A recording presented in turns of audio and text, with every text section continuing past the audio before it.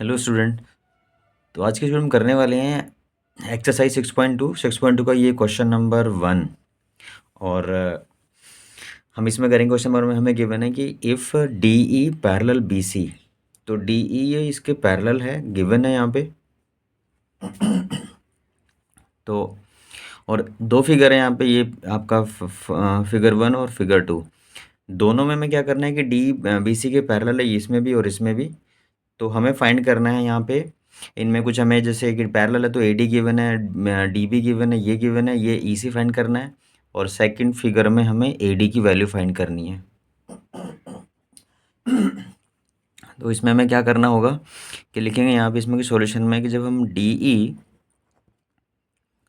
ई parallel B C है तो हम लिख सकते हैं बी पी टी का यूज़ करके बेसिक प्रोपोर्शनलिटी थ्योरम।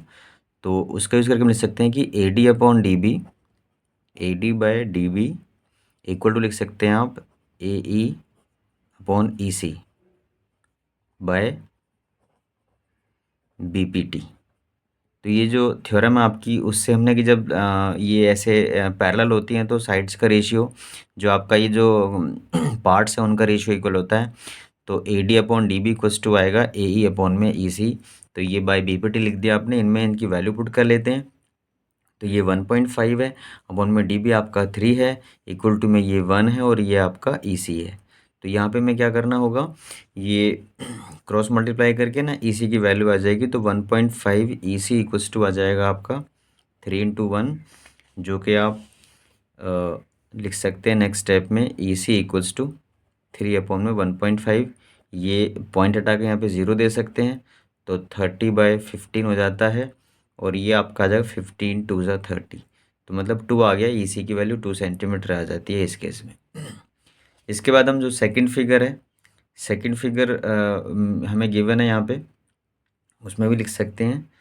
तो यहाँ पे लिख देंगे इसमें ये सेकंड के लिए, ये हमारा फर्स्ट के लिए था, ये हमारा सेकंड की। इसमें भी ये पैरेलल ही है आपकी, तो इसमें भी आप लिखेंगे इसमें ए डी अपॉन में D B equal to A E upon में E C by B P T. तो बी पी टी जब हमारे पास, मतलब जो थ्योरम है हमारी वो यही है कि जब लाइन ऐसी पैरेलल होती है one side of the triangle, तो जो ये जो पार्ट्स होते हैं अदर टू साइड्स के, ये दोनों और ये दोनों, उनका रेशियो इक्वल होता है।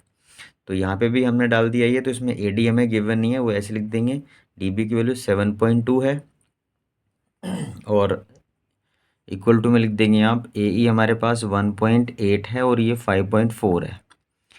तो इसमें भी हमें वही करना है, क्रॉस मल्टीप्लाई। तो 5.4 ए डी के साथ में 1.8 इंटू 7.2, तो ए डी इक्वल टू आ जाएगा आपका 1.8 इंटू 7.2 अपॉन में 5.4। तो ये आ जाता है।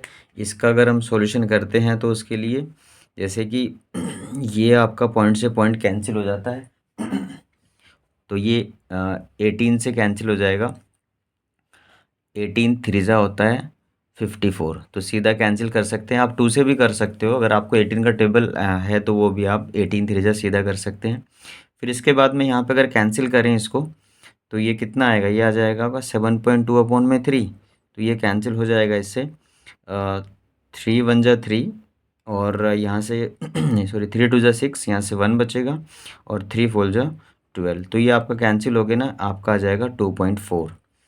तो ये आपका जो 2.4 सेंटीमीटर आ जाती है ए डी की वैल्यू। तो हमें इसमें ये फाइंड कर दिया, यही करना था इसके अंदर। तो हमें इसमें ए डी फाइंड करना था और उसमें ई सी फाइंड करना था। इसके बाद इस क्वेश्चन में सिर्फ इतना ही वर्क था। इसके बाद हम जो ये जो इसका सेकंड क्वेश्चन है वो करते हैं। सेकंड क्वेश्चन मैंने लिखा हुआ है। तो सेकंड क्वेश्चन हमें क्या करना है, सेकंड क्वेश्चन में हमारे पास एक बोला इन्होंने कि ट्रायंगल पी क्यू आर हमने ड्रॉ कर लिया है, उसमें E and F R points हैं। ई पॉइंट है पी क्यू पे और जो एफ पॉइंट है वो पी आर पे है। तो अभी एक हमें यहाँ पे कुछ स्टेट वेदर जो बताना है वो कि ये E F is parallel to Q R, ये दोनों पैरेलल हैं कि नहीं है। तो ये जैसे बी पी टी हम कर रहे थे कि ये इसका तो ये बीपीटी में करते हैं कि जैसे कि E F is parallel to ये क्यू आर होता है, तो उसमें इन दोनों पार्ट्स का रेशियो, इन दोनों पार्ट्स के रेशियो के इक्वल ये बीपीटी थी। बट यहाँ पे मैं कन्वर्स उल्टा ही वर्क करना है। तो हम यहाँ पे क्या बोलेंगे कि जैसे हमारे पास कुछ वैल्यूज़ गिवन है, तो वो वैल्यूज़ यूज़ करेंगे। तो हम यहाँ पे ना ये बताएंगे कि ये दोनों पैरेलल हैं कि नहीं है। उसके लिए अगर ये रेशियो इक्वल आ जाते हैं, इसका इसके साथ, इसका इसके साथ, तो आप कह सकते हैं कि ये पैरेलल है, मतलब कन्वर्स ऑफ बीपीटी वाला वर्क होगा। तो उसमें देख लेते हैं यहाँ पे कि हमारे पास पी ई की वैल्यू गिवन है और ई क्यू भी है। तो हम इनका रेशियो फाइंड करते हैं। तो फर्स्ट पार्ट के लिए आपका आता है जैसे कि पी ई अपॉन में E Q, P E upon में ई क्यू, ये लिखना नहीं है इसके इक्वल, हमें सिर्फ पहले ये फाइंड करना है कि P E upon E Q कितना आता है। तो उनकी वैल्यूज गिवन डाल देते हैं। तो ये आपका 3.9 अपॉन में ये 3 है, तो कैंसिल करके ये आपका आ जाता है 1.3। ये कैंसिल करके 1.3 आ गया। अब निकालते हैं पी एफ अपॉन में एफ आर। तो ये भी हमारे पास गिवन है, देखो पी एफ 3.6 है और एफ आर इज़ 2.4। तो इसमें तो दोनों में ही डेसिमल फॉर्म में है, तो ये कैंसिल कर सकते हैं आप इसको। ये कैंसिल कर दिया, तो आप इसको कैंसिल कर सकते हैं। जैसे कि आपका ये 2 से कर लो तो ये 12 आ जाएगा, ये आपका 18 आ जाएगा। और अब 6 से करेंगे, 6 ये आपका 18/12, 6 2 12 और 6 3 18, तो 3/2 आता है, जो कि डिवाइड करके आ आता है 1.5। तो ये दोनों रेशियो जो आपने फाइंड किए हैं वो इक्वल नहीं है। 1.3 1.5 इसका ही आता है, इसका आता है, तो लिख सकते हैं यहाँ पे देयरफॉर पी ई अपॉन में E Q not equal to P F upon में, तो पी एफ अपॉन में एफ आर, ये इक्वल टू में नहीं है इसके साथ। तो आप बोल सकते हो कि जैसे ये रेशियोज इक्वल नहीं आ रहा, तो इसके बाद में लिख सकते हैं कि भाई ये दोनों पैरेलल नहीं होगी। देयरफॉर जो आपका होगा एफ, जो ई एफ है आपका, E F is not parallel to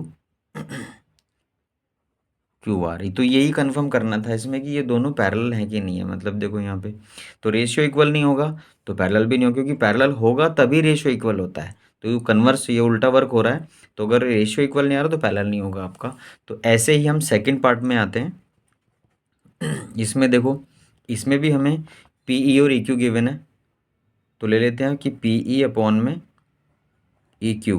तो पी ई आपका 4 है, ई क्यू आपका 4.5 है।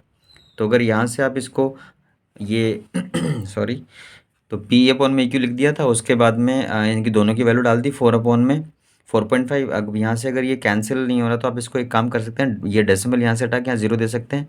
तो 40/45 ये हो जाता है, और ये कैंसिल हो सकता है आपका 5 से कर सकते हैं। 5 8 जो 40 और 5 9 जो 45, तो ये 8/9 आता है।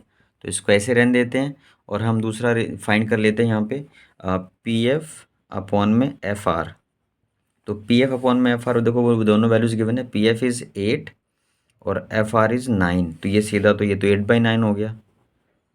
तो वो तो सेम ही आ रहा है, वो तो पहले से, इसमें तो कैंसिल करने की ज़रूरत ही नहीं है आपको। तो यहाँ पे लिख सकते हैं आप इसमें, ये दोनों रेशियो सेम आ गए यहाँ पे कि पी ई अपॉन में ई क्यू इक्वल टू आ गया पी एफ अपॉन में एफ आर। तो ये इक्वल है, देयरफॉर जो आपका ई एफ जो हमने लाइन सेगमेंट ये था इज़ ये आपका पैरेलल, इसमें is parallel to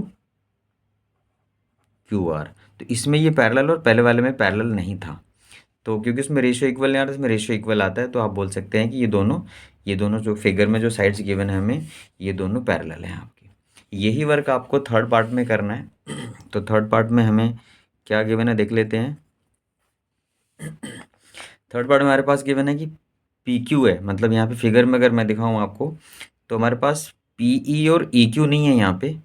P Q है, मतलब ये कंप्लीट साइड है, और साथ में पी आर ये इधर वाली साइड है, और नीचे क्या है पी ई, मतलब ये गिवन है और ये गिवन है पी एफ। मतलब अगर हम ये एक साइड की बात करें तो पी क्यू गिवन है और पी ई गिवन है, इधर पी आर गिवन है और पी एफ गिवन है। तो जैसे ये साइड गिवन है उसी फॉर्म में हम यूज़ कर लेते हैं। तो लिखेंगे यहाँ पे ऐसे लिख सकते हैं, बीपीटी में लिखा था कि पी ई अपॉन में ई क्यू और पी एफ अपॉन में एफ आर। तो आप जैसे यहाँ पे वैल्यूज़ हमें गिवन है, तो वो पी ई है और पी क्यू है, तो पी ई के साथ में इस कंप्लीट का भी रेशियो ले सकते हैं, और जैसे इधर लेंगे वैसे इधर लेंगे, पी एफ अपॉन में पी आर लिख सकते हैं। तो यहाँ पे हम जैसे वैल्यूज़ गिवन है उसके अकॉर्डिंग ऐसे यूज़ कर लेते हैं, रेशियो चेक कर लेते हैं कि रेशियो इक्वल आ रहा है नहीं आ रहा है। तो हम डालेंगे यहाँ पे कि पी ई अपॉन में पी क्यू। तो पी ई की वैल्यू देखो हमारे पास है, पी की वैल्यू ये रही, सॉरी पी ई आपका ये रहा और पी क्यू ये रहा। तो जैसे कि हमने लिखा है कि पी ई अपॉन में पी क्यू, तो 0.18 अपॉन में पी क्यू हमारे पास 1.28। इसको ये डेसिमल टू प्लेसेस में है तो आप दोनों ही कैंसिल हो जाएंगे, ये से कैंसिल हो गया, तो 18/128 आ गया। इसको कैंसिल कर लेते हैं आप, ये ले लेते हैं, टू से करते हैं तो 2 9 आ जाएगा, और ये आपका ये नीचे आ जाएगा, 2 से करते हैं तो 6 आएगा और ये 4 आएगा, 64 आ गया। तो 9/64 होगा। अब इसको और कैंसिल नहीं हो सकता, ये डेसिमल फॉर्म में ही आएगा, यहीं छोड़ देते हैं। दूसरा लेते हैं सेम टाइप से, ये लिया था आपने पी ई अपॉन में पी क्यू, इधर लेंगे पी एफ अपॉन में पी आर।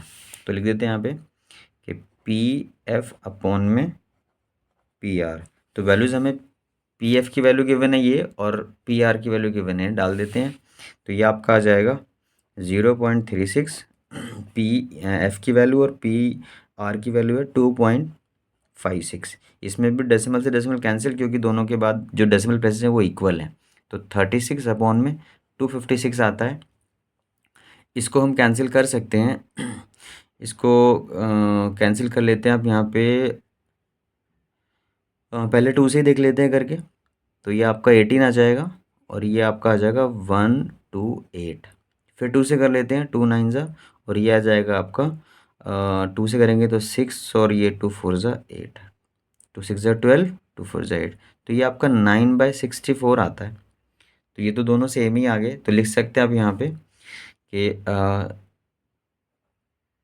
पी ई और पी क्यू ये दोनों सेम आते हैं, इक्वल टू में पी एफ अपॉन में पी आर, ये सेम आ रहा है। तो देयरफॉर, तो जो आपका जो लाइन है E F is parallel to ये आपका क्यू आर। तो ये था इसका ये बताना था तीनों पार्ट्स में। तो ये क्वेश्चनों में ये होगा कि जैसे किसी किसी क्वेश्चन में अगर हमें पहले से ये पैरेलल गिवन है तो कुछ फाइंड करने के लिए दे सकते हैं, कुछ प्रूव करने के लिए दे सकते हैं, या फिर जैसे कि इसमें गिवन था कि हमें इनकी वैल्यूज़ गिवन है, तो ये वैल्यूज़ को हमें ऐसे डिवाइड में रख के इनकी वैल्यूज़ फाइंड किया आपने, ये इसके साथ ये इसके साथ। तो वो अगर रेशियो इक्वल आ जाता है तो यू कैन से कि बोथ द साइड, ये आपकी जो लाइंस हैं ई एफ और क्यू आर इज़ पैरेलल, और अगर इक्वल नहीं आता तो ये दोनों नॉट पैरेलल।